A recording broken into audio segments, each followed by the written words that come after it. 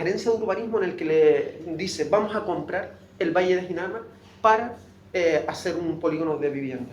Es en el año 67, en noviembre del 67, el encargo de compra del Valle. Y ese paréntesis amplio de 2 décadas, donde pasó de todo, aunque parezca 2 décadas, que es poco tiempo, fue ustedes lo vivieron en primera persona, incluso más que yo nací en el 68,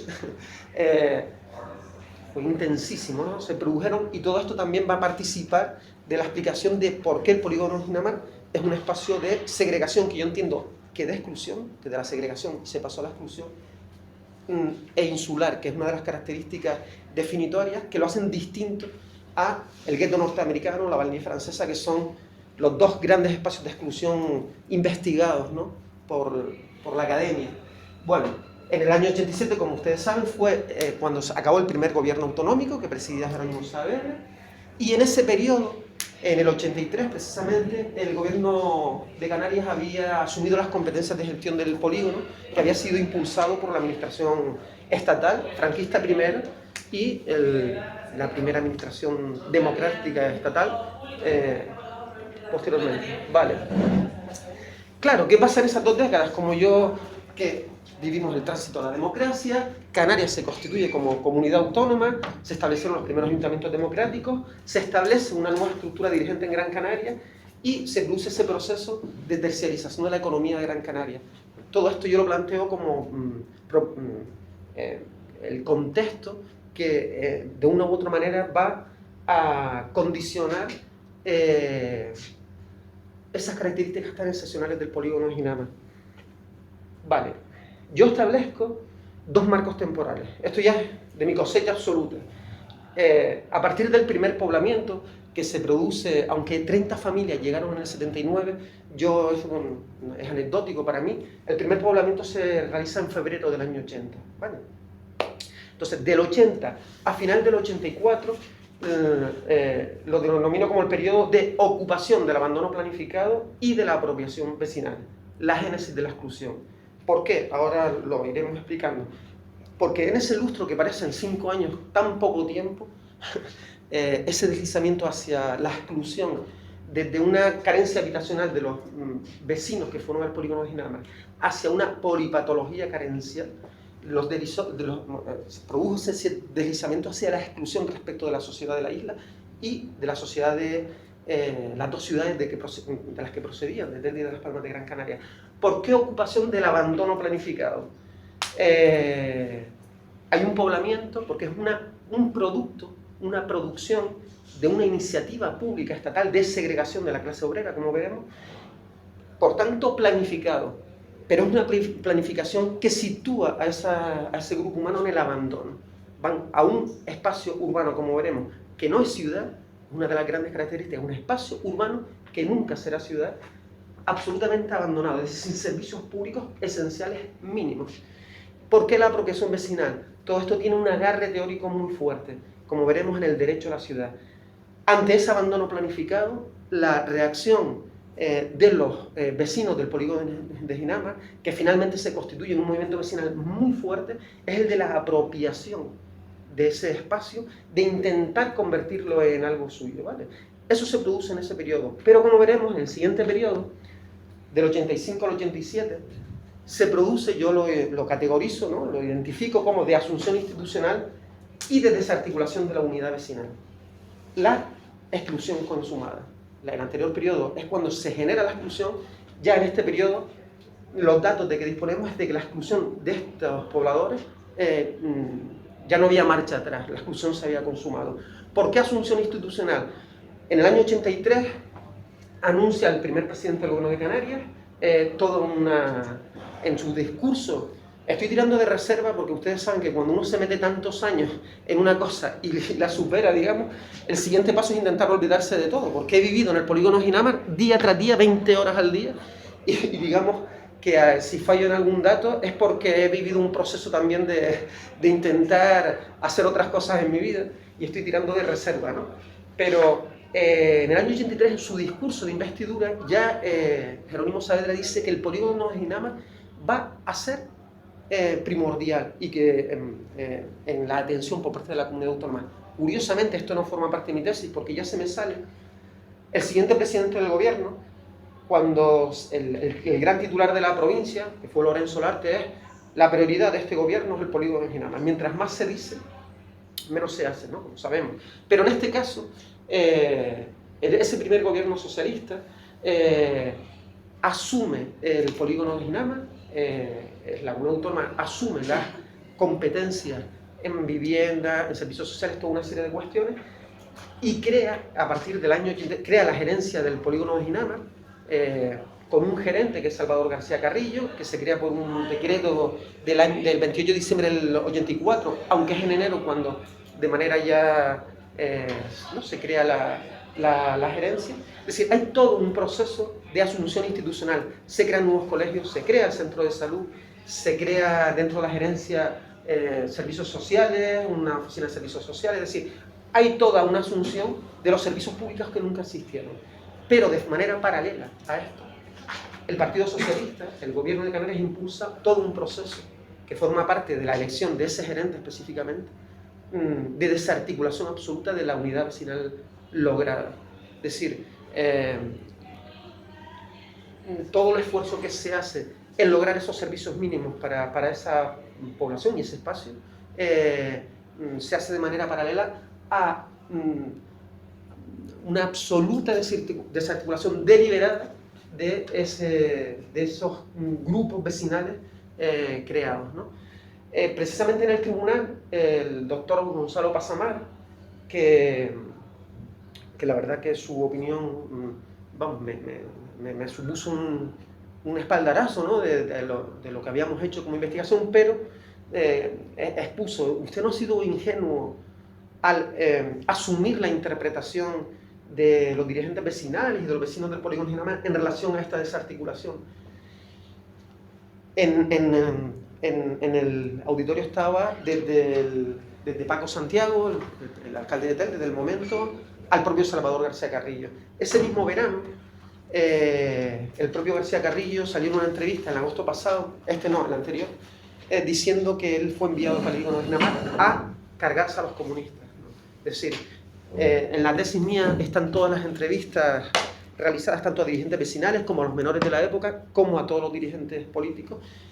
Creo que realmente no es una interpretación ingenua por mi parte, sino que ha sido asumido ya por los propios protagonistas que evidentemente esa desarticulación fue deliberada y se produjo, ¿no? Si les aburro mucho, ustedes me avisan, ¿vale? Porque yo a veces hablo demasiado. Bueno, todos conocemos dónde está el Valle de Ginama, en una isla que en ese momento, datos del 81, la primera poblamiento fue en el 80, era de 630.000 habitantes, 310 hectáreas, esto tiene su importancia, ahora les digo por qué, entre las ciudades de Telde y de Las Palmas de Gran Canaria, hola Luis, y en el entorno del núcleo poblacional tradicional del pueblo de Ginama, que todos también conocemos. Bien, es un espacio en fractura, que fractura la continuidad con los espacios urbanos precedentes. Como veremos, esto tiene, Las Palmas de Gran Canaria tenía en el 81, que además es el año del censo, 360.000 habitantes y 62.000 la ciudad de Telde.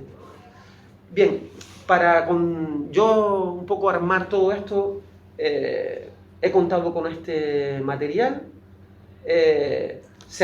Realicé 32 entrevistas y a 27 entrevistados distintos, dirigentes colectivos de vecinales organizados, también hay dinamizadores vecinales. Por ejemplo, hay una señora que no quería saber nada de los colectivos. Ella entiende que están ideologizados, efectivamente. Los dirigentes de los colectivos vecinales eran, la mayoría de ellos, del Partido Comunista. Y esta señora, yo la categorizo como dinamizadora vecinal porque fue la primera que estableció la catequesis a los niños, la que estableció las primeras fiestas patronales del barrio, y su testimonio es muy interesante para contrastar un montón de opiniones que no fuera solamente la de esos colectivos vecinales organizados, y para entender que fueran, digamos, de partidos políticos establecidos o fuera de, de esa organización, digamos, los denominadores comunes eran los mismos en cuanto a la evaluación de lo que había pasado con ellos. Bueno, dirigentes vecinales de agencias que habían trabajado en agencias institucionales. Por ejemplo, está el caso de un Churchill. Churchill es un chico que fue trabajador social del primer centro de servicios sociales, que es del polígono de Ginamar, y que jamás ya trabajó, nunca más consiguió trabajo cuando se cargaron ese centro. Bueno, dirigentes vecinales insulares de la Coordinadora de Vivienda, docentes, bueno. Tenemos 282 actas escolares de sexto, séptimo y octavo de GB, de los colegios públicos de Ginamar. Esto es interesante porque el ISTAC empieza su serie histórica en el año 90. De aquí para atrás no hay nada. Yo lo que hice fue conseguir todas las actas escolares de todos los colegios del polígono Ginamar, del polígono San Cristóbal, del polígono de Piedra, de las Rebellas Chamán, de La Isleta y de Arenales. Aunque no forma parte de la tesis, tengo todos los gráficos, si quieren también los he traído, para contrastar que el comportamiento del logro educativo en el polígono Ginamar y compararlo con otros espacios urbanos, para un poco evaluar si efectivamente era excepcional, como así es, ¿no? Bueno, los documentos vecinales, interesantísimos, porque los propios vecinos hacían sus inventarios de los servicios públicos, panfletos electorales, los documentos de propiedad, los expedientes municipales de todo, las actas plenarias, pero esto, bueno, archivos privados, esto es muy importante. Muchos de ustedes conocerán a José Luis Cárdenas, que es sociólogo y que fue el sociólogo que dirigía el Centro de Servicios Sociales gracias del polígono Ginamar. Gracias a él tenemos un documento, fotografías, y como verán después, si podemos, incluso grabaciones, bueno, un montón de... esto es muy interesante porque nunca se ha trabajado para establecer esta diagnosis, que yo creo que a veces incluso hicimos cirugía. Encontramos unos documentos que yo considero que son súper interesantes. En el año 79, la UPC, que ustedes vivieron, ¿no?, todo este proceso, la UPC con Manuel Bermejo estaba en la alcaldía del Ayuntamiento de Las Palmas de Gran Canaria, y Andrés Pascual Armas Denis era el concejal de vivienda. Ocurrió una cosa muy interesante, hubo todo un proceso participativo para baremar las peticiones de vivienda en Las Palmas de Gran Canaria. Había 17.000, de esas 17.000 se pasaron a 12.000, se contrató a la empresa de consultores, algunos de sus propietarios, de sus consejeros, delegados, como se llame, eran de UPC también en aquel momento, y gracias a eso se han conservado, logré llegar a 112 o 116 fichas de peticionarios de vivienda que por su puntuación les correspondió casa en el polígono Ginamar. Gracias a esas fichas podemos determinar un perfil socioeconómico de la población que llegó al polígono Ginamar. Porque esto es importante. Durante todo este proceso que les hablé de tantos años de intentar acercarme al polígono Ginamar, todo el mundo sabe del polígono Ginamar, como de fútbol, ¿no? Es decir, y todo el mundo dice, no, es que aquí viene un montón de chabolistas. No, es que la gente de aquí, todo eso, gracias a esas fichas, creo que hemos desbrozado de tanta leyenda urbana respecto a la población que fue al polígono Ginamar. Curiosamente, en esas carpetas encontré 3 actas de algo que yo no sabía que existía.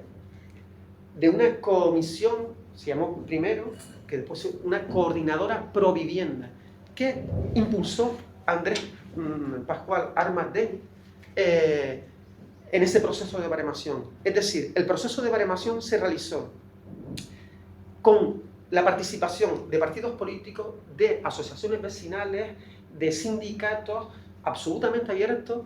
Esta Comisión Pro Vivienda es el precedente de lo que fue después la Coordinadora Popular de la Vivienda. Y en esa carpeta encontré esas 3 actas que de verdad que creo que es súper interesante para entender cómo se vivió, ¿no?, y cómo se produjo todo ese proceso de llegada al polígono Ginamar. Bueno, fundamental, yo soy periodista y en esto sí que utilicé la provincia como elemento fundamental de documentación por lo siguiente.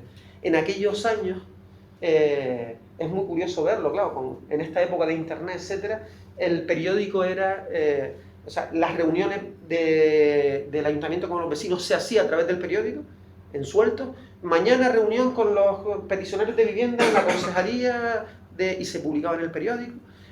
Las listas de las familias que salían en el periódico, no había protección de datos, y gracias a eso tenemos la fortuna, he podido, digamos, desandar este camino para entender lo que pasó con el polígono Ginamar. ¿Por qué solo la provincia? Porque es el único periódico que existió en todo el periodo. El Eco de Canarias desapareció en el 81, el Canarias 7, como ustedes saben, apareció el 2 de octubre del 82, y también por otra serie de cuestiones. Por ejemplo, Canarias 7, esto no lo digo en la tesis, el gerente del polígono de Ginamar es familia del propietario de Canarias 7. Entonces, no digo con esto que los mensajes fueran, pero bueno, había el riesgo de que no fuera un mensaje preciso. También les digo que para analizar estas fuentes, claro, el haber trabajado con muchos de los periodistas que escribían, por ejemplo, el fallecido Santiago Betancor Brito, hace un periodismo notarial absoluto. Además es muy curioso, lo he comentado con periodistas que trabajan en la provincia, en Canarias 7 ahora, hasta qué punto había más transparencia entonces que ahora. O sea, dato por dato está en los periódicos. Cuando se reunían con un delegado del gobierno, un gobernador civil de la época, ¿no? Pues están los datos. Esto cuesta tanto, esto cuesta tanto, esto cuesta lo otro, esto cuesta... un periodismo que yo he llamado notarial, y después, por ejemplo, piezas increíbles que yo he disfrutado muchísimo. Por ejemplo, hay una pieza, un reportaje de Salvador Sagaceta, que es una tesis doctoral. Es una absoluta tesis doctoral en 2 páginas del periódico, asombrosas, ¿no? Bueno, yo he disfrutado mucho con esta parte. Y el seminario sobre crecimiento vecinal. Curiosamente, el primer lustro de vida del polígono Ginamar está recogido en un libro del cual solo hay una copia en una biblioteca pública de Canarias. Biblioteca Pública de Canarias que está cerrada. La gerencia del polígono Ginamar en el 86 hizo un seminario donde recogió todo el tema de las infraestructuras que había hecho, paso por paso, dato por dato, y donde hay documentos muy, muy interesantes, los únicos que existen sobre las condiciones de vida de los pobladores del polígono Ginamar. ¿Qué pasa? Que ese libro está en la Biblioteca de Economía, y la Biblioteca de Economía, siendo pública, está cerrada desde hace 3 o 4 años. Tuve que tirar de muchísimo carácter y enfrentarme allí a todo Dios para acceder a ese libro donde se recoge. Lo he fotocopiado, por supuesto, para que ya no desaparezca, ¿no? Pero, bueno, les cuento anécdotas para hacer esto un poco... Bueno, y después hay fuentes visuales y audiovisuales, uno de ellos, los archivos fotográficos particulares de José Luis Cárdenas, y el documental que hice de... Bueno, claro, me voy a saltar todo esto, pero para hablar del polígono Ginamar, yo lo que he hecho es lo siguiente. ¿En dónde me he soportado? ¿En qué bastones me he soportado? He hecho un enhebramiento para ponerme las diostrías que yo consideraba necesarias para mirar, ¿no?, a ese espacio urbano. El primero, el modelo relacional de Charles Tilly, que es sociólogo e historiador, o historiador y sociólogo, ya fallecido, y su análisis de la persistencia universal de las desigualdades. Yo me he fijado, él sitúa 3 elementos para explicar la persistencia de la desigualdad universal, y yo en el caso del polígono Ginamar me sustenté en la explotación de recursos y en el acaparamiento, que yo llamo desproveimiento de oportunidades. ¿Qué es el modelo relacional? Él analiza lo que ocurre en la sociedad viendo lo que ocurre abajo, en el día a día. No emplea un análisis determinista. Es decir, la gente que fue al polígono de Ginamar, como veremos, fue porque era la producción de una iniciativa pública estatal y tiene que ver con un sistema capitalista, es decir, se segrega a la clase obrera, pero aún así en la interacción social, en donde se explica todo. Pero ¿qué pasa? Que los ciudadanos del polígono de Ginamar fueron fracturados en su interacción social. No había interacción social posible porque se les sacó de la ciudad, se les sacó de la posibilidad de relación con el resto de la sociedad. ¿Vale? Esa es un poco la visión de mi análisis del polígono Ginamar. Otros bastones teóricos, estos del amigo Lefebvre, que es una maravilla, y de 2 libros de él, que es por un lado la producción del espacio y el otro el derecho a la ciudad. Producción. Claro, Lefebvre dice, los espacios son espacios producidos en virtud de relaciones económicas del sistema capitalista. ¿Por qué la gente se le llevó al polígono Ginamar? Porque se creó un espacio urbano, que no ciudad, para segregar a la clase obrera. Y se les segregó. Es en virtud de que esas personas pertenecían a una clase social determinada y fue una iniciativa, en este caso pública. Es todo lo contrario del crecimiento orgánico de las ciudades, como veremos, ¿vale? Y... sí. Yo creo que también porque ya no eran productivos y hay que marginarlos. El capitalismo crea una reserva de mano de obra, lumpen proletariado y todo eso, y con tantas máquinas no necesita. Cada vez va a haber más paro y hay que crear esos objetos. Mismo que ahora se han cargado a la clase media con las renovaciones, con las tecnologías nuevas, entonces eso es un aparcamiento para mandar esa reserva que ya no la necesitan siquiera con la productividad de las máquinas. Lo que pasa es que aquí, como veremos, tiene una particularidad que ahora es el siguiente paso, porque normalmente el crecimiento de esta ciudad, eso ya veremos que viene por los estudios de Casariego, de Lescos, etc., se producía siempre en continuidad con la ciudad. El polígono Ginama es la primera vez que se saca de la ciudad. ¿Voy bien o demasiado? Bueno, entonces, este concepto de producción en la tesis lo pongo en continua tensión con el concepto de construcción del derecho a la ciudad. ¿Qué te dice Lefebvre en el derecho a la ciudad? El derecho a la ciudad es el derecho a la centralidad, el derecho a los vínculos sociales, pero también el derecho a la obra, a que el propio ciudadano cree su ciudad, cree su espacio, el derecho de apropiación. ¿Vale? Ese concepto de apropiación está digamos, en su definición del derecho a la ciudad, que además es un concepto muy moderno y que yo utilizo mucho en el máster, porque es un concepto que ahora mismo, por ejemplo, en todo lo que tiene que ver con los colectivos africanos, por ejemplo, en noviembre pasado hubo una reunión de colectivos en Casa de África, salió en El País, en Planeta de la Futura, la primera palabra que utilizan las organizaciones del continente africano para explicar lo que ellos pretenden, lo que ellos desean de su relación con las ONG, con las ayudas públicas, es apropiación. Es un concepto que viene del derecho a la ciudad de Lefebvre. Es decir, de ser protagonista activo, ¿vale? De la creación de tu espacio, en este caso ciudadano. ¿Vale? Bueno, yo... bueno, los otros bastones en los que me sustento, y es que yo creo que es muy importante, ¿no?, ponernos estas gafas para entender lo que yo he pretendido en mi análisis es la paradoja de la desigualdad del amigo David Harvey.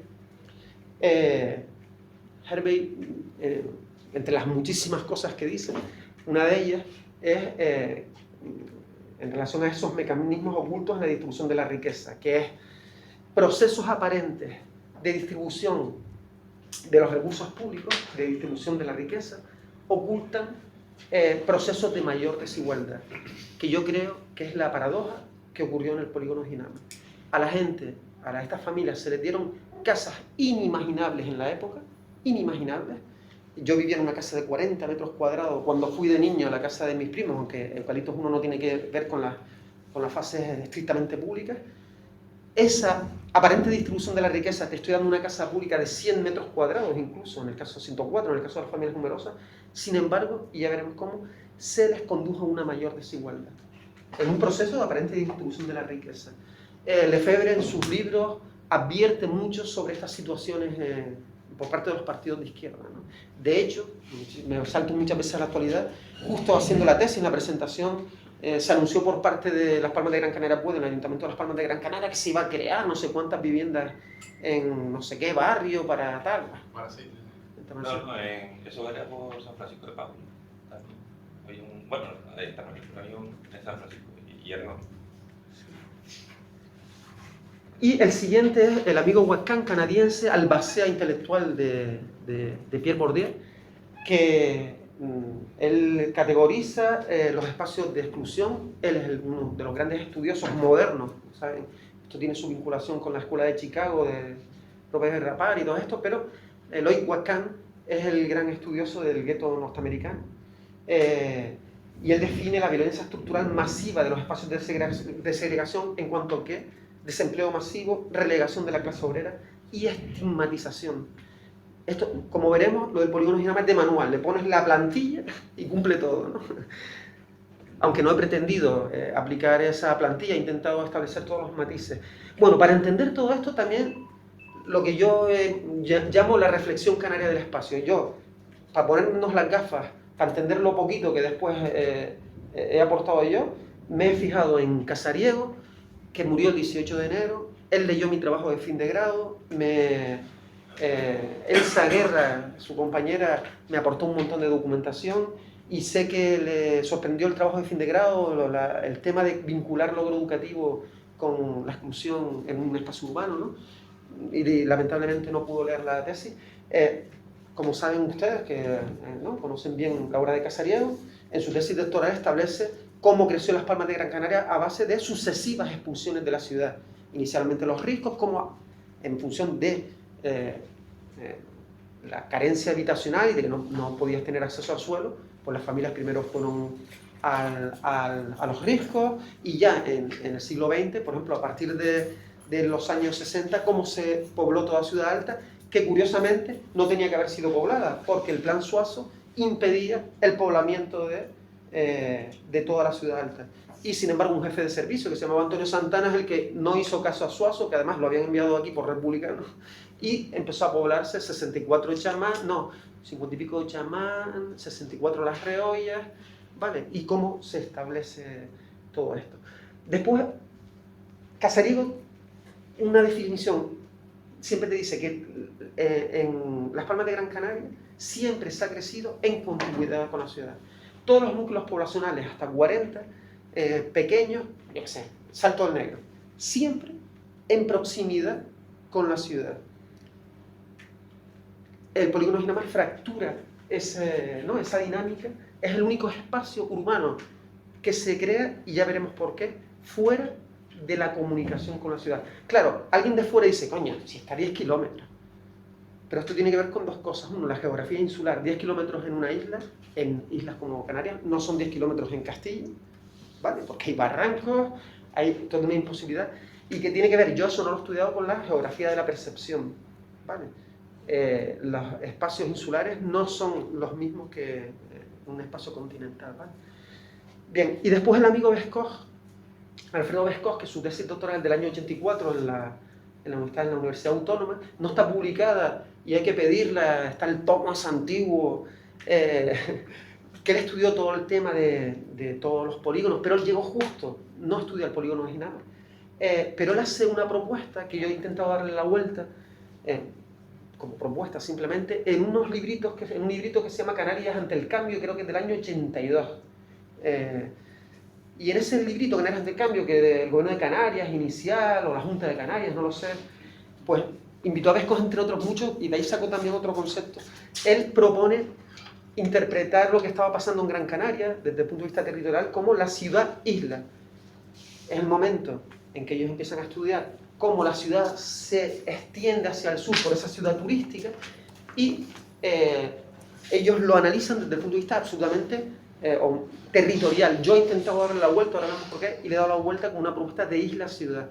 No lo analizo desde una visión estrictamente territorial o de extensión ciudadana, sino lo estudio a través de la ciudad, de la sociedad que había en esa ciudad. Es decir, le doy la vuelta en una propuesta a la que le dimos muchas vueltas a Juan Mayor, una propuesta de isla-ciudad. Como veremos, la ciudad turística se crea por unos intereses estrictamente de los dueños del territorio, que era el conde de la Vega Grande, que como grande tiene que ver con todo esto, y son esos intereses de una élite la que, digamos, provoca ese deslizamiento de la isla a ese sureste, sin importar lo que, como veremos en el caso del polígono Ginamar, necesitaba la sociedad precedente, ¿vale? Le doy la vuelta, pero eso es de largo recorrido. Y por último, Parreño, que es un geógrafo, conocerá, Yanis, ¿no? A Juan Manuel Parreño. Del polígono de Ginamar no hay nada escrito. El único artículo escrito que hay es del año 2006, de Juan Manuel Parreño y de Claudio Moreno. Y hay otros artículos posterior vinculados a un programa europeo que se hizo en el polígono de Ginamar, con Nueva Canaria, bueno, con Pablo Santiago y de esta gente. Bueno, en ese artículo, que es maravilloso, Juan Manuel Parreño ya habla de la triple insularidad de los habitantes del polígono de Ginamar. Es un solo artículo, y yo un poco me apoyé en ese concepto previo para un poco categorizar como isla interior, ¿no? Vale. Bueno, como yo vinculo todo con el logro educativo en el polígono Inamar, lo hago con dos conceptos preciosos. Bueno, a mí me lo parecen, yo es que me emociono con los conceptos, pero bueno. Y también con la Unión Deportiva Las Palmas hasta ayer. Lo de la Unión Deportiva Las Palmas de ayer no tiene nombre. Que son el concepto de hábitus del amigo Bourdieu, la pauta de comportamiento interiorizada en relación al logro educativo, es decir, se construye una pauta en relación al logro educativo, ¿vale? Es como un ecosistema educativo que yo aplico igualmente al polígono Inamar, aunque soy consciente de que yo soy consciente de que realizo, pongo los conceptos en tensión absoluta e incluso, ahora les diré por qué. Y el concepto precioso de cálculos, que forma parte de la tesis doctoral del sociólogo de la educación que les mencionaba antes, de Pepe Martínez, canario, nacido en un barrio de aquí, de Las Palmas de Gran Canaria.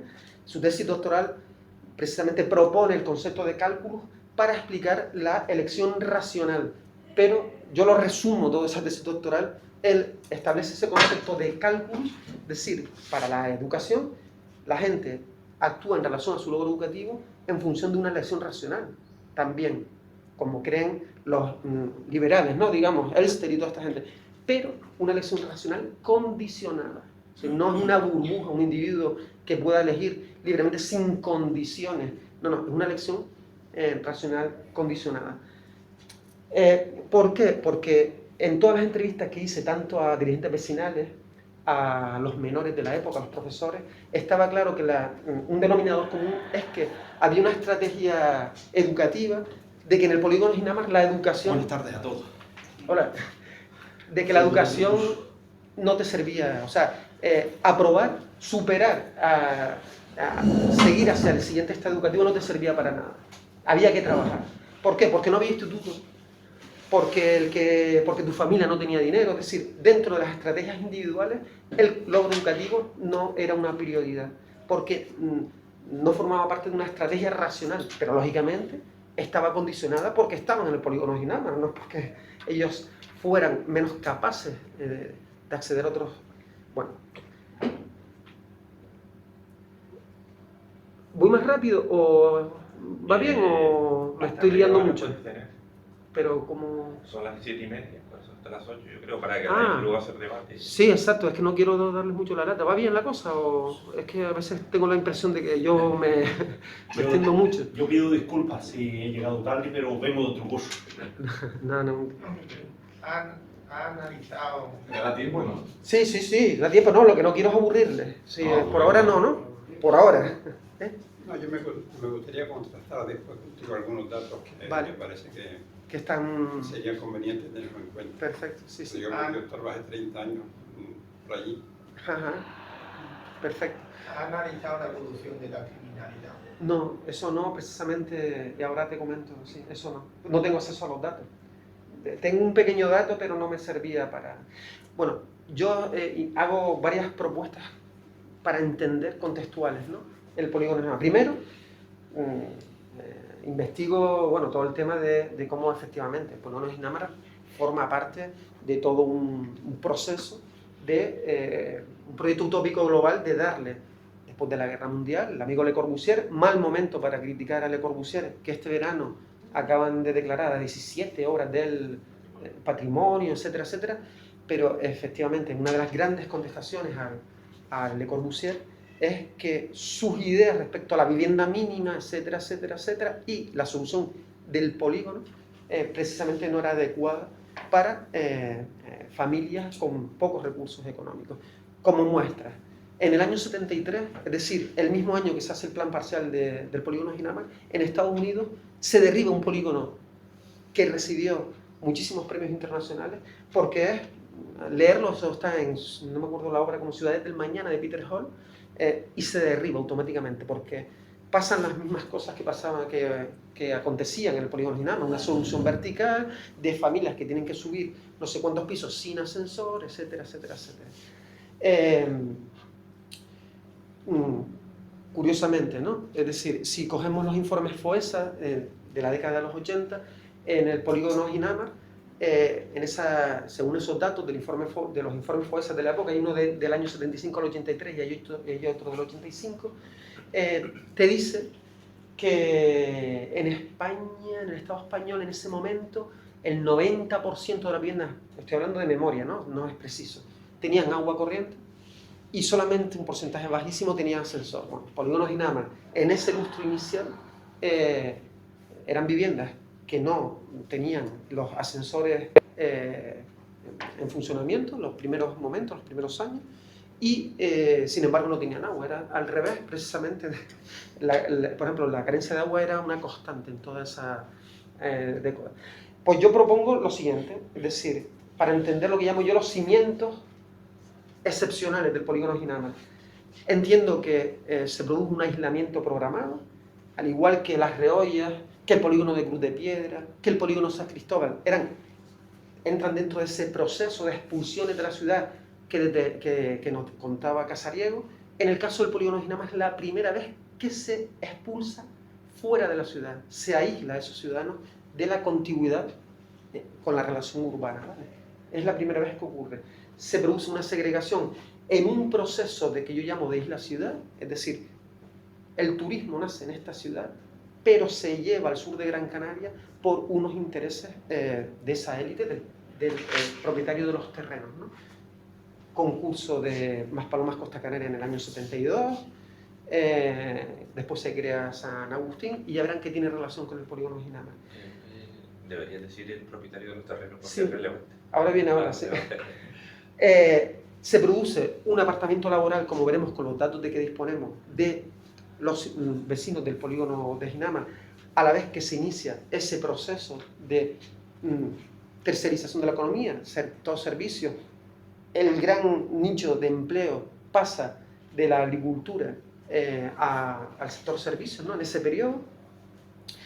Y después hay todo un contexto sociopolítico, el alumbramiento democrático. Canarias se produce en esos años, digamos que los dirigentes políticos estaban más preocupados con la creación de un polígono, que era para tal, por ejemplo, con el tema de la descolonización del Sáhara, que como sabemos tiene que ver, porque familias de esa descolonización van al polígono de Ginama. Lo que yo llamo el alumbramiento democrático del derecho a la vivienda digna. Ese derecho a la vivienda digna en esos años se vive como un auténtico mantra, ¿no? Lefebvre también lo recoge en sus libros, ¿no? O sea, ¿qué es una vivienda digna? Porque tenga 100 metros cuadrados. Es decir, ¿una vivienda digna es la vivienda o es los servicios que tiene alrededor, ¿no? Y por último, la orfandad administrativa y aprendizaje municipalista. Es decir, los municipios que se veían afectados, que eran Las Palmas de Gran Canaria y Del, están en una situación de constitución de esos primeros ayuntamientos democráticos y tenían tantos problemas que el polígono Ginama solo aparece por primera vez en los plenos 22 de febrero del 80, en un pleno específico para el polígono Ginama, que constituyó la primera ruptura con el Partido Socialista y que Ángel Tristán Pimenta, ahora el presidente del Consejo Social, termina su crónica periodística diciendo: la UPC se quedó sola. Meses después, efectivamente, ocurrió todo lo que sabemos, ¿no? Bueno, vale, el polígono Ginama forma parte de esos grandes polígonos que se realizaron, los últimos grandes polígonos de la isla de Gran Canaria. El polígono de San Cristóbal y el polígono de Cruz de Piedra. Hay dos más, el polígono de Las Remudas y el polígono de Arinaga. El polígono de Las Remudas tiene unas características distintas. Ha recibido premios, pero está en contigüidad con la ciudad de Telde. Tiene unos accesos a la Pardilla, no está, digamos, en desvinculación con la trama urbana, ¿vale? Y su población no es tan numerosa como se pretendía en un inicio del polígono Ginama y como finalmente fue. Pero ¿qué dice el plan parcial de polígono Ginama, que es del año 72?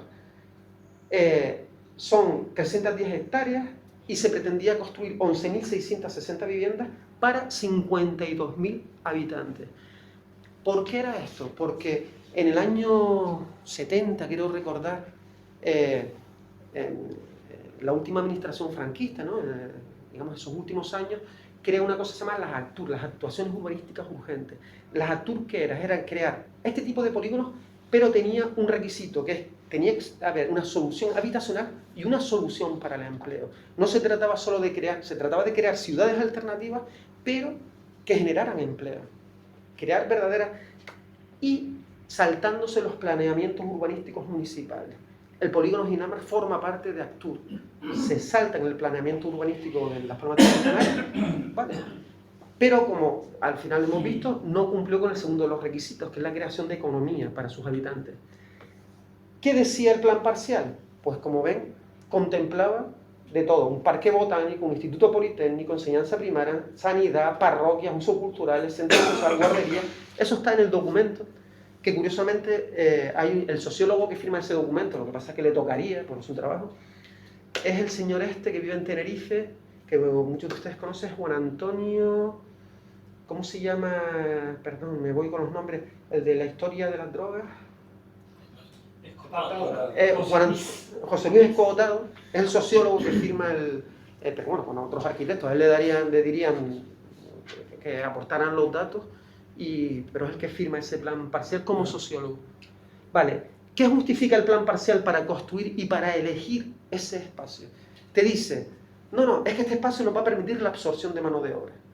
Es que este espacio es el emplazamiento más idóneo de la isla para esto, para llevar nada más y nada menos que a más de 50.000 personas, en una isla que tenía 600.000. Fácil acceso y transporte. Aparentemente sí, porque está entre el puerto y el aeropuerto. La realidad es que para salir a la autopista de la época se causaban un montón de accidentes. No es como ahora, que hay están todas las tramas viarias establecidas. De hecho, en el año 83, 84, después de un accidente mortal que hay para salir a la pista, es cuando se crean todas estas soluciones que hay ahora para acceder a la autopista de la manera que lo conocemos ahora. El abastecimiento de agua es inmediato. Eso dice el plan parcial en el año 73. La realidad es que nunca tuvieron agua, por una de las carencias continuas del polígono Ginamar. No tenían agua. Imaginémonos a todas estas familias subiendo al piso 11, las garrafas de agua con un ascensor que no servía.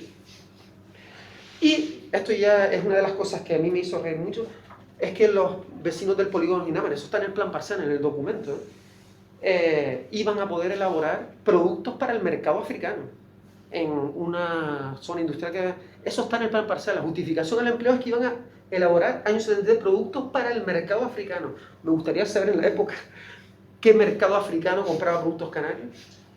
Eso está en el plan parcial, una de las justificaciones para crear el polígono Ginamar. Y que las reservas de suelo en la isla para este tipo de segregación residencial estaban agotadas. En realidad, lo que se delimita es la propiedad de un solo propietario, que es el Alejandro del Castillo, se llama así, ¿no? Conde de la Vega Grande. Es decir, en el año 67, en noviembre, se dice, hay que comprar esto, y son 260 hectáreas. Solo unos meses después, esa es una aportación que yo sí hago, está en los expedientes municipales, ya se amplía a 310. ¿Dónde está el truco? Es que es exactamente el espacio que pertenecía al Conde de la Vega Grande. ¿Pero por qué se produce esto? Y esto no lo aporto yo, afortunadamente. Por lo siguiente, en ese artículo que les mencionaba de Parreño, esto lo he podido hablar con él en estos pasillos posteriormente, porque nunca había podido hablarlo. En ese artículo dice que en el 65 el Conde de la Vega Grande le pide al Estado que le compre el Valle de Ginamar. Y el Estado le dice que no. Y yo le he preguntado, ¿pero eso que tú dices en el artículo lo dice exactamente? Y dice que sí lo dice. El Conde le pide que le compren el Valle de Ginamar porque el Conde está en un proceso de búsqueda de financiación para construir el sur, para Maspalomas, Costa Canaria. Esto no lo digo yo, está en la obra de Nadal, en una obra que no recuerdo el título exacto que tiene, está publicada junto con otra aportación de Carlos Guitián. Ignacio Nadal se llama este profesor, que yo no conozco personalmente, nos explica en ese libro todo el proceso, porque logró hablar con el administrador del Conde, al que desechó, y bueno, entonces salieron documentos, y bueno, es una obra muy interesante de cómo el Conde, todo el proceso de búsqueda de financiación para lograr crear el sur turístico. ¿Qué pasa con el valle? Que se quedaba sin agua también. Se iba quedando sin agua. Exacto. El Valle de Ginamar, digamos que es la metáfora de lo que ocurría en la isla. ¿Y que explica todo esto? Es que era un valle agrícola que se queda sin agua, la misma razón, porque los ciudadanos de esta isla venían de medianías y del interior y de los pueblos y se situaban en la isleta o en otros barrios, en lo que se denomina Parreño, vivienda crecedera de Canarias, es decir, cómo iban creciendo las viviendas para que tu hijo, para tu no sé quién, ¿no? El Valle de Ginamar se queda sin agua, ya no es productivo, y hay que venderlo para conseguir financiación para crear el subturístico. Hay un dato que puede parecer anecdótico: el arquitecto del Conde de la Vega Grande, espero no equivocarme con el nombre, es Manuel de la Concha o de la Peña, no me acuerdo, o de la Peña o de la Concha, el arquitecto que hace los pequeños... Hay un arquitecto que se llama Manuel de la Peña. Creo que es Manuel de la Peña.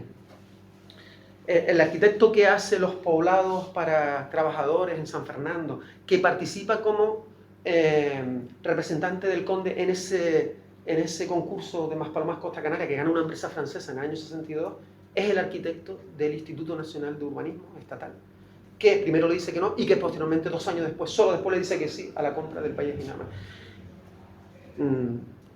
Es la única explicación que yo encuentro a por qué se realizó esa segregación fuera de la ciudad, se creó ese espacio urbano que no ciudad, en ese territorio, cuando 2 años le habían dicho, y efectivamente San Cristóbal y Cruz de Piedra siguió admitiendo familias de manera paralela a la creación del polígono Ginamar. Bueno, gracias a esas fichitas de las que le hablaba, podemos hacer un perfil. ¿Quiénes fueron las familias que fueron al polígono Ginamar? Bueno, la primera fase del polígono de Ginamar fueron 1052 viviendas. Iban a ser 1116, pero un bloque que no se pudo construir. Y al final fueron 1052. 634 familias de Las Palmas de Gran Canaria, 417 de Telde y 65 familias evacuadas del Sahara. Vale, ¿y cuál es el perfil de esas familias? Gracias a esas fichitas, donde están los datos directos, he podido establecer un perfil. La primera oleada, que fueron 349 familias de Las Palmas de Gran Canaria, ganaban 174.000 pesetas, tenían 3,38 hijos de media y vivían en viviendas donde había 6 personas, 6,61. La segunda oleada, que logró una menor puntuación, entre 60 y 68 puntos, ganaba 246.000 pesetas, tenía 1,91 hijos y se repite el número de personas en la vivienda en la que vivían, ¿vale? Esa primera oleada, esas primeras 349 familias que van desde Las Palmas, pertenecen a la clase obrera, siguiendo las clases sociales objetivas del informe FOESA. Yo cojo los instrumentos de la época, de los informes tal, y el 14%, según esas fichas, están en situación de desempleo. O sea, ganaban poco dinero, pero tenían trabajo. ¿Vale? Se encontraban entre el 3,2% de la población española que ingresaba ese dinero, entre 120 y 180, estaban en el escalón más bajo, ¿vale? Y la segunda oleada, ¿vale? Siguiendo esas fichas, todas las fichas están además en los apéndices, en los originales, ¿vale? Se puede acceder a ellas. El 20% era pensionista y se encontraban entre ese 26% de los hogares españoles que ingresaban entre 240 y 500.000 pesetas, un escalón por encima, ¿vale? Vale. ¿Qué pasó con el poblamiento? Que una cosa también curiosa, que en Las Palmas de Gran Canaria se aplicó, es el único sitio, que yo sepa, se aplicó un baremo distinto al baremo estatal. Es muy curioso. Uno de los esfuerzos del Ayuntamiento de Las Palmas de Gran Canaria, del UPC, fueron 2. Uno, que no se permitiera el acceso de manera tan fácil a los chabolistas, porque el baremo estatal te decía que por vivir en una chabola o en una infravivienda te daban una puntuación determinada. ¿Qué ocurría? Que aquí muchísima gente vivía en casas cuevas, ¿vale? En una serie de... que claro, si puntuabas eso de manera como se puntuaba en el baremo estatal, digamos que no cumplían los objetivos que ellos entendían. Entonces adaptaron ese baremo. Se hizo con la empresa de DEI, donde estaba Miguel Guerra en ese momento, que participó en la baremación.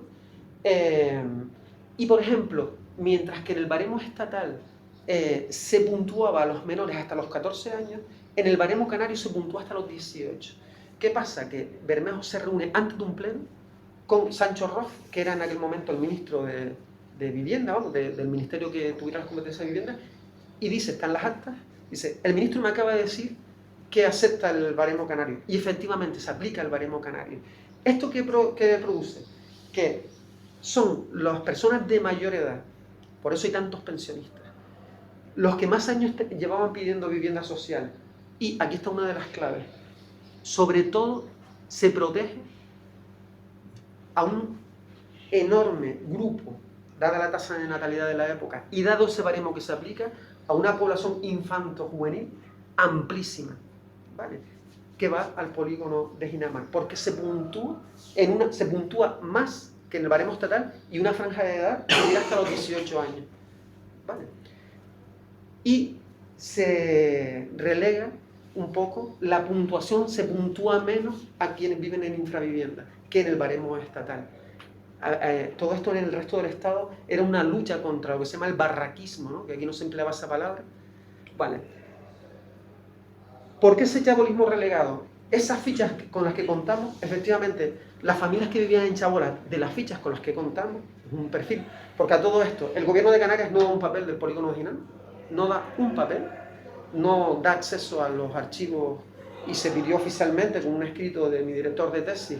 Yo sé que eso también tiene que ver con todo lo que ocurrió en el año 94, que yo investigué, en el año 94 cayó toda la Consejería de Vivienda del Gobierno de Canarias, porque desde el año 90 yo en un reportaje dije que no había el dinero para financiar las viviendas sociales que ellos decían. Me dijeron que no, pero 3 años después se logró demostrar y cayó toda la consejería, ¿no? Pero no es solamente por una cuestión personal con un periodista que ha logrado demostrar eso, sino que hablé también con el doctor Parreño y efectivamente no le han dado acceso jamás a los datos de Polígono Ginamar, lo cual es increíble, ¿no? Bueno, entonces tenemos que los chabolistas ganaban más dinero que el resto de las familias, tenían menos hijos y vivían con menos personas en sus viviendas, según las fichas de las que disponemos, que son las únicas a las que he tenido acceso porque el ayuntamiento tampoco tiene esas fichas, ¿vale? Y aquí está la otra cuestión. Hemos analizado las familias que llegaron al polígono de Ginamar desde Las Palmas de Gran Canaria. En Telde no tenemos esas fichas, esos datos, pero sí tenemos una cosa, tenemos a todas las familias, esas 417, tenemos las direcciones de origen. Entonces, con el amigo Juan Franco, que es el señor que ha hecho el callejero oficial, que es un funcionario ya retirado, que este año le hicieron el homenaje, ¿no?, en Telde, él me ayudó y he podido establecer el perfil de dónde venían esas familias. Curiosamente todo el mundo te dice, no, es que el polígono Ginamar, claro, porque todo el mundo venía de cuarterías, de chabolas, entonces era gente que, claro, no sabía estar en una vivienda de esta manera, tal, toda una leyenda urbana. El 20% de las familias de Telde procede del centro, o de la trama urbana de Telde, de San Gregorio. Solo 15 familias proceden de cuarterías. Finca Melenara, Finca Salineta, 2 familias de la playa de Agua Dulce, al lado de Tufia, ¿no? Ese es el origen de las familias. Esto que nos demuestra que las familias que fueron al polígono Ginamar no eran personas desconectadas, desvinculadas de la sociedad. Se les desvincula. Ellos estaban en la trama urbana, estaban en la relación social normal, ¿no?, de ese entramado ciudadano, ¿vale? No era gente que en su mayor parte, solamente 15 familias, vivían en cuartería. Y en el caso de Las Palmas de Gran Canaria, en esa primera fase, no eran personas que procedían del chabolismo, era gente que vivía en la azotea, ¿vale?, de la isleta, en las reollas, gente que vivía con 2 familias en el mismo... Bueno, claro, cuando llegan al polígono Ginamar, lo que yo denomino la ocupación de ese abandono planificado, pues nada, se ocupa por fases, 5.900 habitantes hasta abril del 83, Alemania, sin agua potable, sin alumbrado, sin alcantarillado. Esto es muy curioso. El 20 de febrero del 80, Andrés Armas, en el pleno ese que se dedica al polígono Ginamar, dice, el jefe de obra me ha dicho, esto es muy interesante porque después se cumpliría, que aquí los niños van a enfermar. Ahí no había alcantarillado, las aguas fecales iban por el barranco de las goteras y conducían al lago que se llamó Titicaca, ¿vale? Donde los niños, como dijo ese jefe de obra, lógicamente, porque son niños, irían a jugar. Como vemos en el año 85, se produjo el brote de hepatitis, que supuso un momento muy importante en la historia del polígono de Ginamar. Bueno, curiosamente, sin infraestructura educativa, solo había un colegio, el Montiano Placeres, sin trama urbana, se fue al polígono de Ginamar y los locales, una vez que ya estaba la gente, es cuando empezó a intentar, se hizo un concurso público, todo eso está en la prensa, está documentado en mi tesis. Es decir, además era en un artículo del arquitecto Federico Barba, Federico, no me acuerdo el primer apellido, cuando se hizo el parque en el 86, dice, es que son efectivamente tramas viarias propias de autopistas, no de una situación residencial, ¿no? Murieron niños a punta pala. Los primeros niños que murieron en el año 80, el bloque 17, celebrando un cumpleaños, no tenían luz, los padres intentaron, no sé de qué manera, dotar de luz a ese edificio para que los niños pudieran celebrar su cumpleaños, y murieron 3 niños en ese incendio. El velatorio se hizo en el Montiano Placeres, en el patio. Murieron niños atropellados, están todos documentados gracias a la prensa en la tesis. Y hay una cosa que no me atreví a situar, a poner, aunque tengo las declaraciones grabadas, el testimonio, y logré una reseña periodística al respecto, es incluso suicidios, hubo mucho, pero suicidios de menores. Pero no me atreví a ponerlo porque no me pareció correcto. Pero fue un territorio hostil, después hubo muchos sucesos, como los niños que jugaban en lo que ahora es el Cortijo y que se mató a uno por parte del guardián. Bueno, para la infancia fue una situación bastante... Bueno, yo establecí, pero esto no lo saltamos, todo el proceso de acceso a las viviendas, porque esto además fue por fases, ¿no? La primera fase, en febrero del 80, bueno, ahí está todo establecido. Y curiosamente en el polígono además pasa una cosa, que Eucaliptos 1 y Eucaliptos 2, que son de promoción pública, pero de protección oficial, pero promoción privada, es decir, la gente los compraba, pero grado de protección no tiene nada que ver con las fases estrictamente públicas. Sin embargo, en todo el movimiento vecinal, continuamente, siempre formaron las asociaciones vecinales un conjunto hasta formar ese movimiento vecinal que, como veremos, llegará a su... Vale. Llegará, digamos, a su sumum en el 23 de noviembre del año 84, con la manifestación que veremos ahora.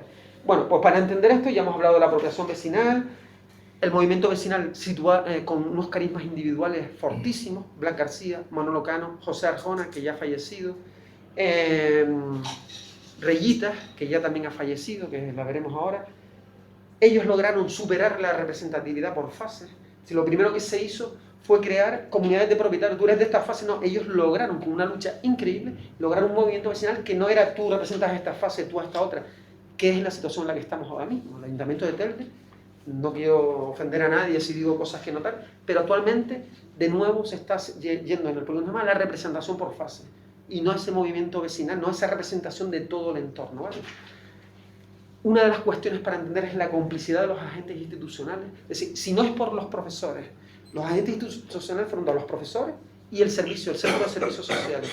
El Centro de Servicios Sociales lo crea el gobierno, fue el primer centro de servicios sociales creado específicamente para un entorno en Canarias. Se creó todo un plan, era Polígono Ginamar, y después en cada isla había uno.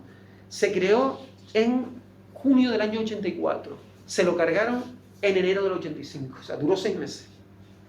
Duró 6 meses. ¿Por qué? Porque los trabajadores y sociólogos, José Luis Cárdenas, y trabajadores sociales que fueron, claro, ante la situación se situaron en complicidad, si podemos denominarlo así, con los vecinos, ¿no? Y duraron 6 meses. Llegó Salvador García Carrillo y se cepilló el Centro de Servicios Sociales. De hecho, haciendo la tesis, llamé a José Luis Cárdenas y dije, pero vamos a ver, todo esto, y pasó en 6 meses, acabo de descubrir que pasó en 6 meses. Ellos mismos no, ni los vecinos, ni los que han ido ahí, tienen una idea clara del tiempo. O sea, esos 6 meses para ellos es un espacio temporal, fueron años, porque pasaron tantas cosas, ¿no? Bueno, entonces, esa manifestación a presidencia del gobierno, la unidad del movimiento emocional, que yo denomino como con una frase de Reyitas. Reyitas fue una dirigente vecinal, ya falleció hace unos años, y en una de las entrevistas dice, así fue cuando empezó el comienzo del polígono Ginamar. Bueno, yo Vale, esa unidad del movimiento vecinal fue esa manifestación del 23 de noviembre, que si les parece bien, les propongo que veamos una cosita, porque yo creo que nos va a llegar mucho, y si quieren me echan, o sea que simplemente son 2 minutos, pero a ver si lo consigo. Marcado. En cambio, ellos, eso lo podemos tener sobre de eso sí. Esa es Reyita. Salen las primeras partes, esa parte arriba los bloques, y esta fila de bloques, de que gente de 21.000 habitantes, y para que la reivindicación de los vecinos se quede en la vuelta. ¿Qué es lo que ha pasado en Guinamar en muchas ocasiones? Hacia la mitad de la década de los 80, Guinamar tiene más de 21.000 habitantes y 114 edificios, 24 de promoción pública y 20 más, los eucaliptos, de protección oficial y promoción privada. Y sigue sin equipamientos. Los vecinos de Pinamar no aguantan más y se ponen en movimiento. Para todos el mejor momento de Pinamar llegó cuando se unieron para ir andando hasta la capital Gran Canaria. Niños, profesores, vecinos, familias enteras salen del barrio y toman la carretera hacia Las Palmas.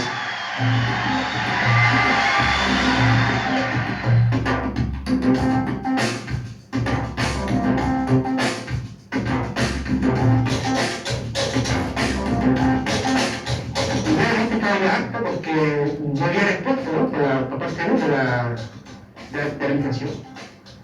Ya se había mucho tiempo, pero no seguía, no seguía, salida.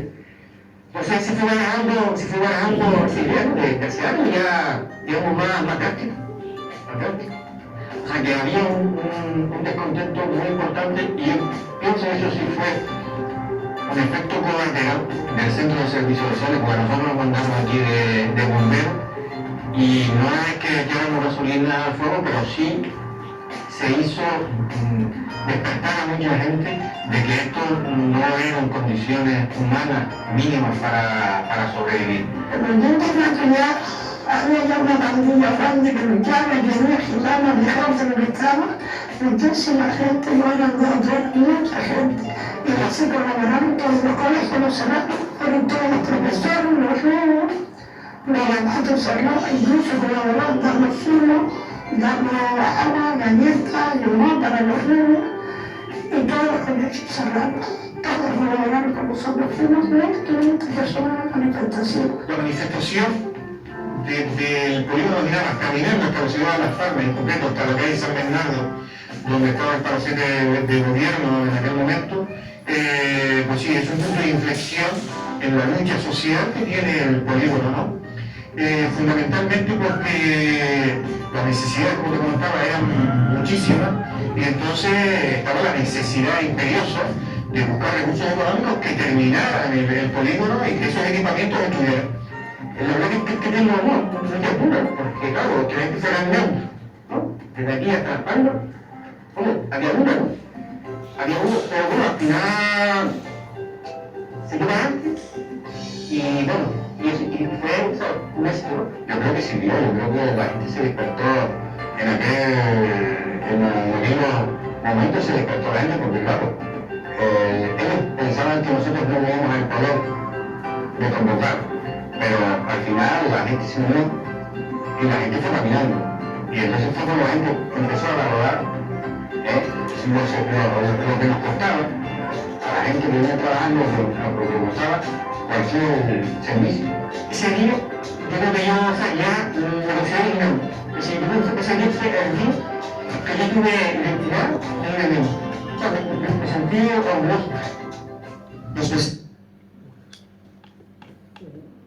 Yo voy a terminar nada más que con dos, porque si no esto... A ver ahora cómo... de la diapositiva actual. Ese señor que vieron ahora, el último, bueno, vieron a Reyita ya falleció. Churchill, que es el último, en aquel momento era trabajador social en prácticas en ese centro de servicios sociales. Jamás tuvo trabajo. O sea, se cargaron el centro de servicios sociales y en su caso personal, ¿no? Una situación personal, pero jamás volvió a poder trabajar. Bien, en el año 85, esa asunción institucional, se crea el Colegio Público Rafael Alberti, en el 83 se crea el Rafael Alberti, perdón, y en el 85 se crea el Pedro Lescano, que Pedro Lescano le dedica un precioso poema a los niños de ese colegio. El Agustín Villarezal, se crea el Centro de Servicios Sociales de Salud, pero el Centro de Salud se crea cuando se produce el brote de hepatitis, que es en mayo, finales de abril, principios de mayo del año 84, justo antes de esa manifestación, ¿no? Y en ese segundo periodo que yo, bueno, ya sabemos que voy a ir... Bueno, en esa génesis de la exclusión ya tenemos datos de que el 52% de la población está en desempleo. ¿Vale? Datos que se encuentran recogidos por el propio gobierno de Canarias en ese libro. Es decir, del 14% documentado que tenemos al 52%, que yo entiendo que forma parte de ese proceso de apartamiento de la interacción, de la fractura de la interacción social. En esta época de Internet, hace 2 días, por ejemplo, en el país salía un estudio que decía que el trabajo se logra más que nada por las relaciones personales, por la relación social. En esta época de LinkedIn, de Facebook, ¿no? En aquella época la interacción social era fundamental. Se les sacó absolutamente a esas familias de los circuitos del empleo, que además eran del sector servicios y que se estaban creando en el sur de la isla, y en relación al tema comercial en Las Palmas de Gran Canaria. Se les sacó absolutamente de la posibilidad, porque eran personas que no tenían recursos, es decir, para ir incluso al centro de salud tenían que ir a sus barrios de origen, para cualquier tipo de enfermedad. También el acceso de las guaguas fue muy complicado. Voy a ir súper rápido ahora. Se creó la gerencia, se creó todo esto que les estoy contando. El Ayuntamiento de Telde fue muy activo en la finalización, que finalmente se logró, del polígono vertical. El plan parcial se